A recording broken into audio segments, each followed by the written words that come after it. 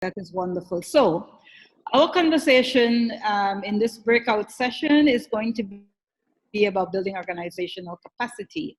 And I thought one of the best approach to apply to this session was to take a look to some extent at the organizational tool that was shared with you a little earlier, and to delve a bit more into it so that we can get a sense of what we speak of when we talk organizational capacity. So if, Keisha, can you, next slide, please?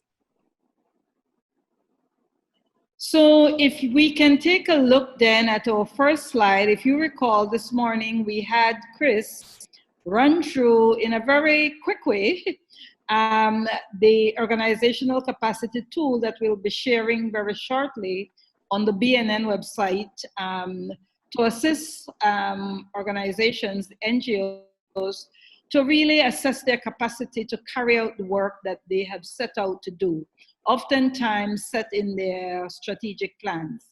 So if we take a quick look at what that tool is, you will note that it speaks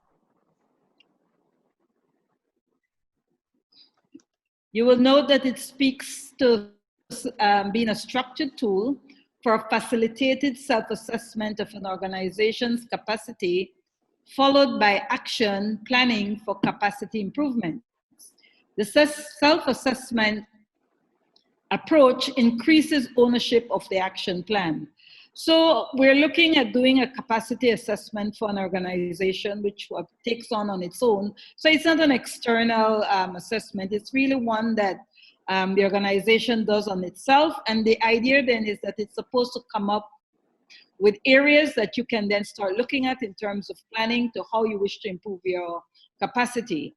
And it speaks to ownership, because if you do something on your own, then you're talking then about taking control of that action, because it was you who came up with it, who actually did it. So it says the OCA format helps the organization reflect on its processes and functions and score itself against benchmarks.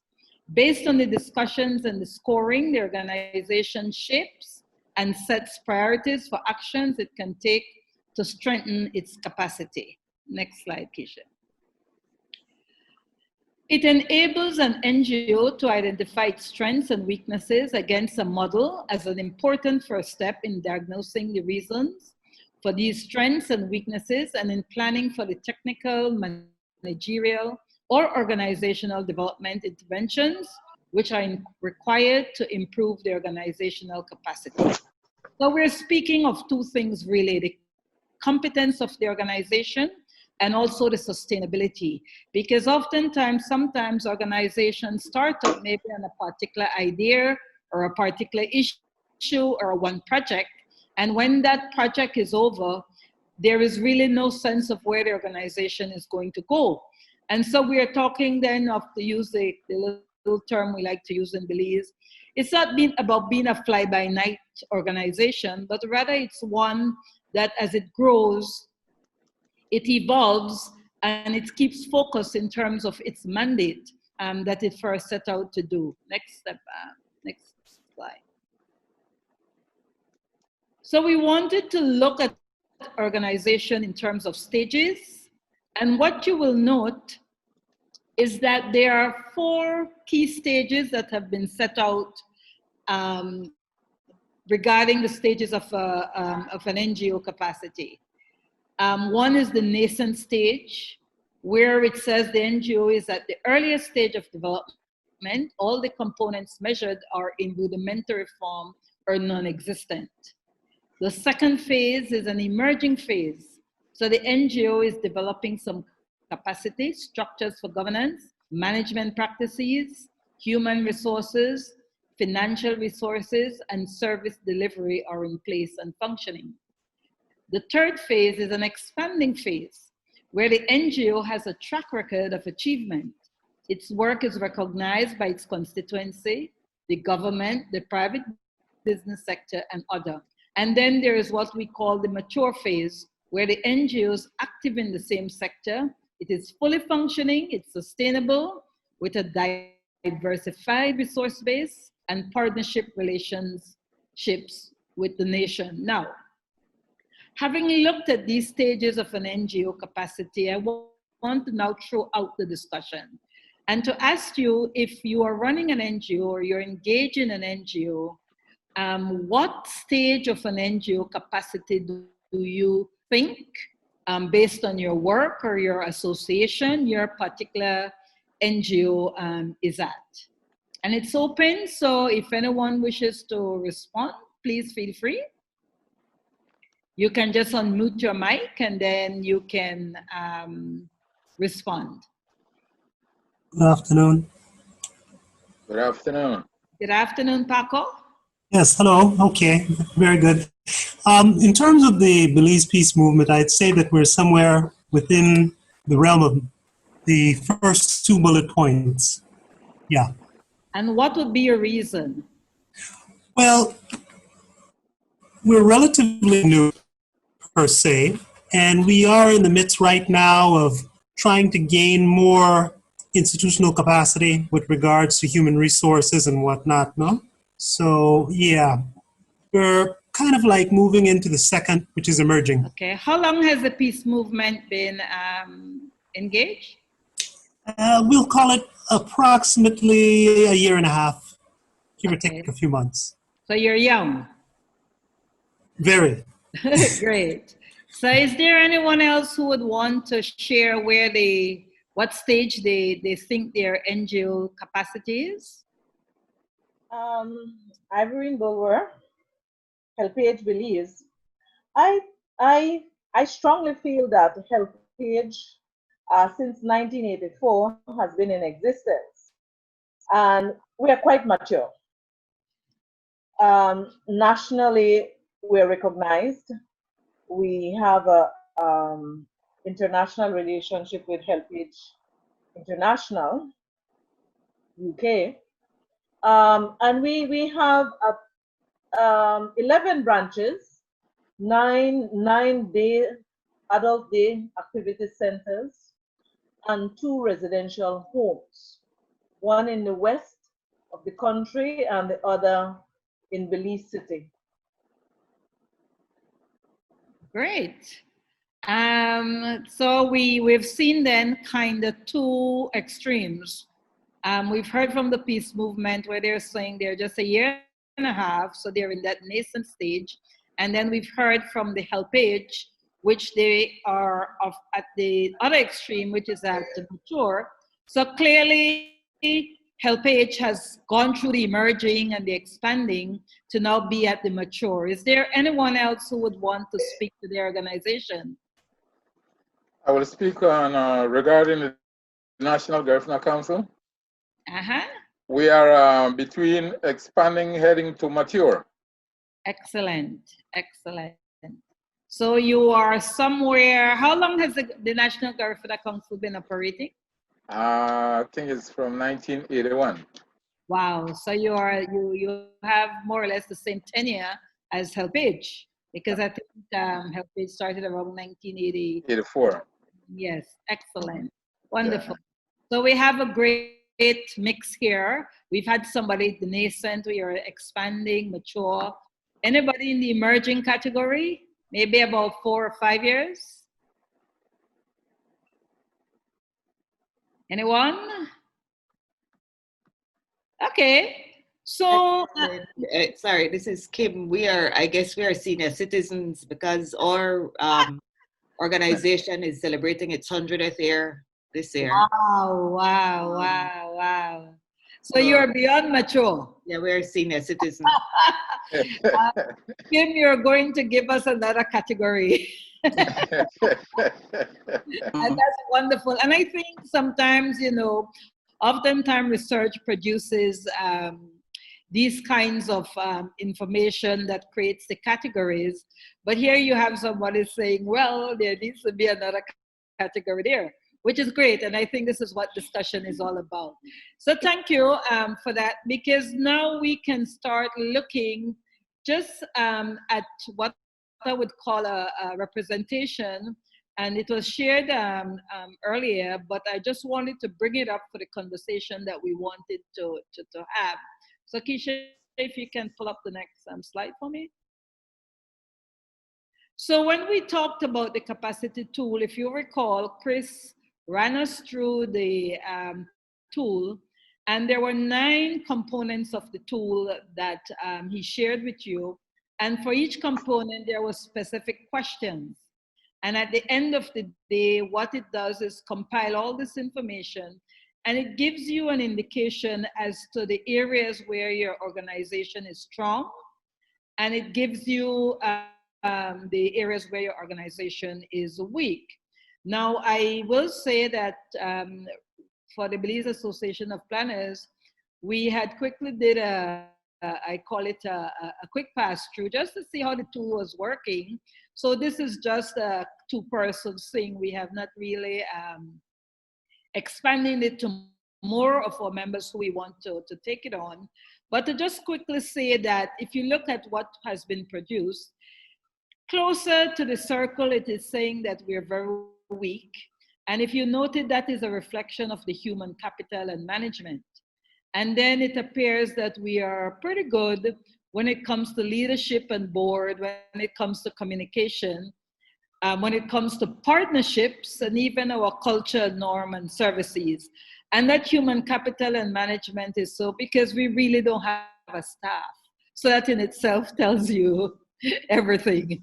But the whole idea of this conversation is to start looking at what are some of the dimensions in terms of how you do your capacity assessment and what it is that this assessment is going to provide for an organization. Again, be mindful that it's voluntary. Yes, we have identified certain stages of capacity development for the NGO, but it is up to the NGO to make a determination as to whether they feel that this is a great tool and what entry point this tool can be applied. Next slide. Okay. So in terms of some quick discussion topics, I thought it would be great for us to, one, look at your NGO capacity, which we just did, and we found some more senior citizens, senior groups and organizations, mature, expanding, and nascent. So we went through what is the NGO capacity and that designation. Now, we want to look at the strengths and weaknesses of an organization using as examples 3 of the 9 dimensions or categories that are in the capacity tool. Could you switch up back to the capacity tool?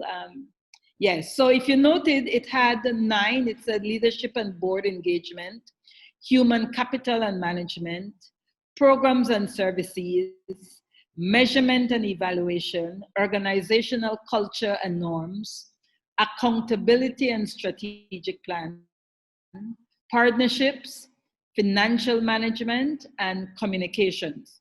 So those were the 9 categories or dimensions of the assessment.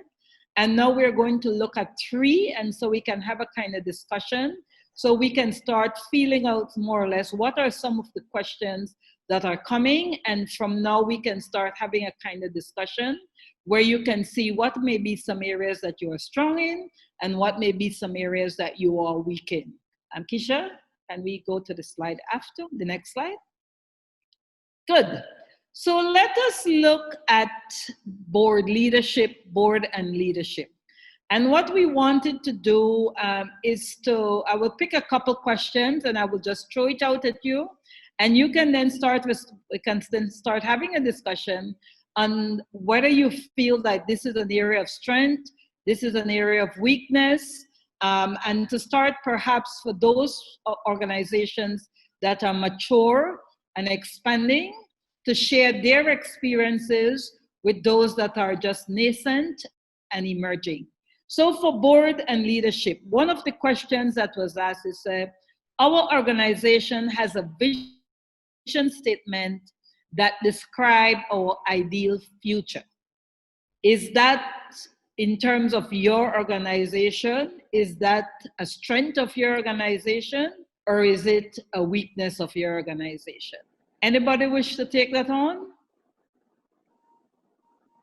Do all of your organization have a vision statement? Yeah, NGC does. Okay. Sorry.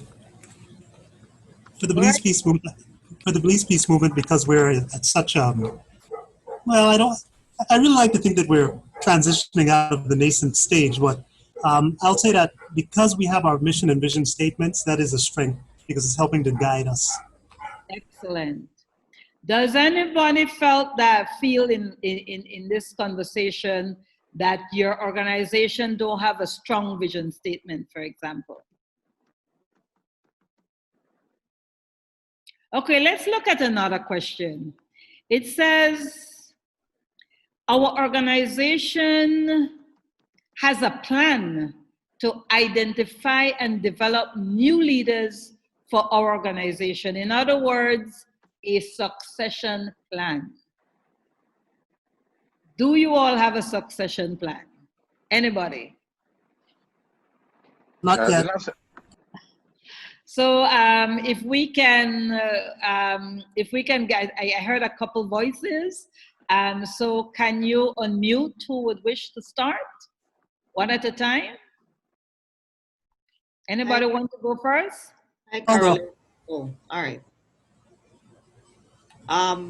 For the chamber, we do have a succession plan. We have it embedded in our constitution. And so you have officers churning up to take the president's position, and you elect new officers. So in any given election year, which is every 2 years for us, there is always what we call officer position that churn up from the bottom to the top. So there is a succession plan, and it's based on your seniority when you join the chamber and how involved you were. Excellent, that's good. So here we have it from someone, from an organization that has passed that maturity stage, as was recently stated, but clearly a succession plan is embedded.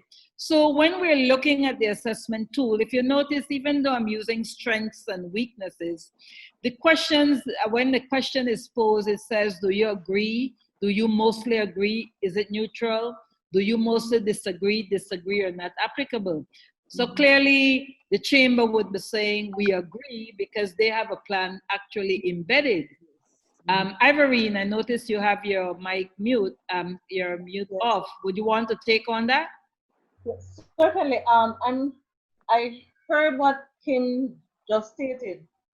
We at Helpage, our structure, very small, an NGO, and the budgetary constraint does not allow us to have someone understudying me as such. However, we have a system in place where if anything should happen, all information are available. They are categorized. There is that structure when it comes with accountability. Everything is accounted for. There is this ongoing monthly report improvement. If we recognize gaps, we come together and we improve. There is this collaboration and discussion with our competent board members, because recognizing that we have just an administrative staff of 3, we decided that we were going to appoint individuals with experience, the legal side, accounting side, business side. We have 4 past accountant general on our boards. Okay. So in absence of that structure for succession planning, we utilize the expertise of business and other categories of individuals who can enhance the operation. And there is accountability, there is information, they're all categorized. So if I should go tomorrow, those information are there, reports are there. because Excellent. it's not for me, it's for onward. It's for Excellent. come after, all information available. So basically, there is not what one would call a de jure or a succession plan that is physical that one can read and say, this is our succession plan. But by the very operations of the organization, the documentation, the recordings, so on. So if someone should take over, there is going to be the information that is there for institutional memory in terms of the next person taking on. Excellent. So it's like writing a history. It's like collecting history and information. Yes. You know, you recognize there were gaps there, and you said, we have got to have a history. Excellent. Sounds good. Barbara, I noticed you have off your mic. Would you like to say something? Yeah, I simply, I just unmuted it just in case I wanted to say something. But yeah, I see I don't know what you all, you and Keisha had done the answer the question, but I think we would probably be somewhere in maybe neutral. Yes, yes.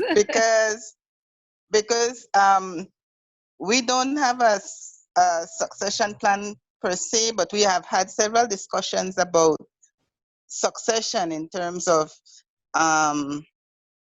trying to recruit new fresh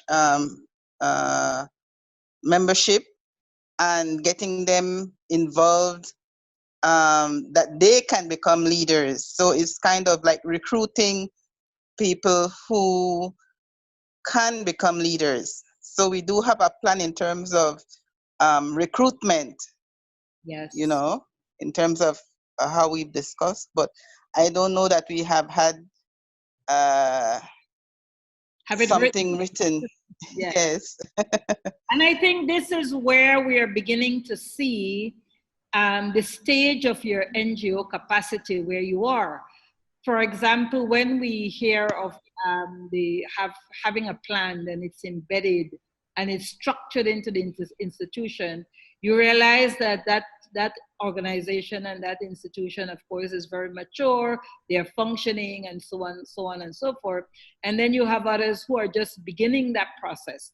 And sometimes there are certain challenges, as was stated by HelpAge, where you're limited in terms of your staffing, you're limited in terms of your resources, and sometimes by the very nature of your organization, HelpAge, so you're talking about representation from perhaps persons who are retired, more elderly, and so on and so forth.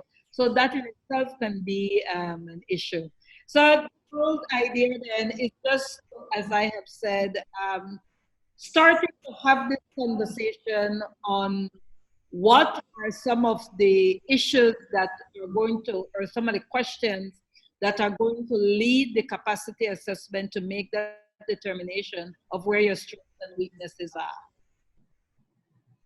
Is there anyone who wishes to make one more comment before we move on to the second area that we wanted to take a look at? Hello, Cherise. Cherise, you wanted to say something? Yes, ma'am. I'm not with an organization per se, but I signed up for the session today because as part of our project, we work with several agencies and so several NGOs. And so this point of the succession plan, I think, is very important, especially for the sustainability components, because a lot of our agencies, because of the limited resources and so on that you've mentioned, they may not be as forward planning and looking at how they can sustain themselves. And I have noted where some agencies, there's one person, that leader, not necessarily at the board level, but their leadership, the director or the person in charge, they are the driving force. And so if that person is not available, then certain things doesn't happen. And to me, I think that's a weakness for an NGO, because it shouldn't be that one individual makes the agency run. And so having a succession plan at those different levels of leadership, I think is very, very important and something that the agencies really need to consider for their sustainability, for their functioning, yes, day to day, but also beyond, so that the agency continues to thrive over a long period of time and really accomplish their mission and vision that they have set out. No, so I'm really happy to see this point here in this little assessment, because I think it's something key that some agencies don't think about. You know, it's just by happenstance. Maybe if someone leaves, then they look at who has been there, but to really have it structured into their functioning, their manuals, their organizational plan, I think is very, very important. Excellent. And thank you, Sharice, for highlighting that point. Because again, like I said, the whole idea of this summit and in terms of moving forward is how we build our capacity as CSOs to be more effective in the work that we do.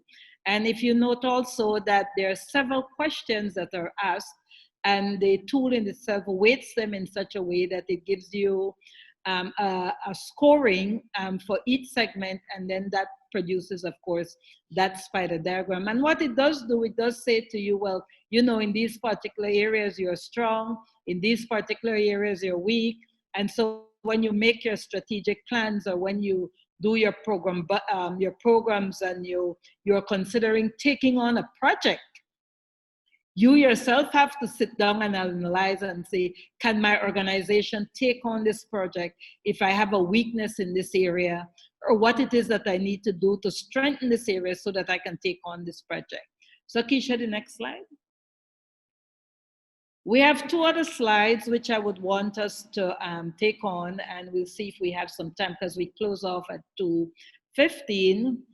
So the next slide that we have speaks to programs and services. So again, there's a couple of questions. I am just going to pull out two and then try to get to the final slide.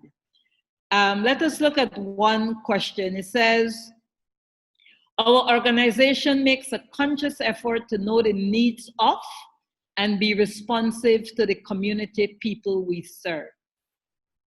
Anybody wants to take that on? An organization makes a conscious effort to know the needs of and be responsive to the community people we serve. Anybody? I see that still on. Yes, I think we do. I think that page does. Okay. Why I say that, and incrementally we have been making strides. One, we recognize that there were absence of data specifically designated to older persons, no? Okay. And also we recognize that we did not have a geriatrician. And just like how you have pediatrician to manage the young people, young children, you need a geriatrician to manage older persons. So we lobbied for that, and there were several areas addressed there as it relates to data, as it relates to services. We're not fully across the country, but we have made inroads working within Belize City government institution and in San Ignacio. Okay. So we have that geriatrician and a physiotherapist, because older persons also need to be active. We also, because we're looking at the social welfare and health needs of our older persons and other needs, and making that conscious effort, we can't meet all the needs, we recognize our limitations, so we have established partnership to do referrals to address some of those needs. Additionally, we also recognize, we see our older members and our members within a structured community setting. That is not good enough. Okay. We need to see how they are living, address what are their needs. So incrementally, with our small staff, with our committed volunteers, we make conscious efforts to identify their needs. We partner a lot with the Ministry of Health countrywide to provide that level of support. And, we partner with our Ministry of Human Development to provide that support. And at the same time, we challenge the National Council of Aging because we recognize that they should undertake leadership role.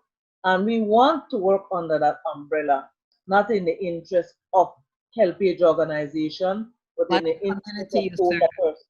Absolutely. And that is wonderful because at the end of the day, as we keep saying that, oftentimes, sometimes even their issues and their challenges that organizations face. And we've also found that at times it is really defining your own community and the constituency you serve rather than not the institution itself, but the needs of the people that you serve. Keisha, I'll ask you to take the final slide, simply because we've just been alerted that we have 3 minutes left. And I felt we can maybe just take one more question, have one more comment to one more slide. And one of the 9 components, the partnerships, HelpAge just recently spoke of the partnerships that you have. And there are 3 questions that came under that area. And one of them is, it says, our organization views other organizations as potential partners rather than competition. Do you view your other organizations as partners or competition? Anyone you want, Mick? I see your mic is down. You want to take that one on? Yeah, we rather make love rather than war. That's a lovely one. Great. So we do view them as potential partners indeed, and we try to provide. It is a reciprocal kind of a arrangement. Yeah. You know? So we think life is much better that way. Why waste energy on having issues rather than collaboration? Excellent. And I think it's a great point because one of the benefits of partnership is sometimes you can find your own niche. So when you make these strategic alliance, each organization is doing their own work, but together it solves a problem. You work in a community, organization working with the elderly, with young people, with persons with diverse ability, and so on and so forth. But at the end, collectively, you're solving a community problem. And so, as you know, partnerships then, especially now, and when funding can be very challenging and funding sources are not as much as they were before, and you don't have membership that provides subscription, the work then that you do it may be a challenge to find resources, so your partnerships can be very good. We just then need to close off. It's just about 2:15. Anyone wants to make any quick point on the capacity? We've just looked at 3 slides. There are 9 categories. And of course, this will be available to all members of the BNN network and persons who access the BNN site. Any final words anyone wish to make? Hi, Caroline. Can you hear me? Yes, I can. Okay. We are at the pre-nascent stage. So we are in another category. This is the Moratongue Neighborhood Committee. Oh, okay, great. Macmillan. And so I was thinking that maybe we could set up a mentorship relationship. I would love to be mentored by one of maybe Kim, mentoring the senior citizen, mentoring the pre-nascent, the fetal stage organization. So that's what I was thinking of, because we are in the process of getting our papers together, but there is so much that I have learned so far. So I would really want somebody to help me through the process. That's a great takeaway for us to close off this session. Thank you. And thank you so much. Like I said, there's going to be a lot of resources available through the BNN website. This is really what this project is all about. It's about building capacity, increasing capacity, but also trying to ease the way in which and to try as best to support NGO, the work of the NGO, which has become so critical to the country. So thanks everyone, and I think it's just about time for us to leave our room and return back to the session. Thank you. Do appreciate your being here.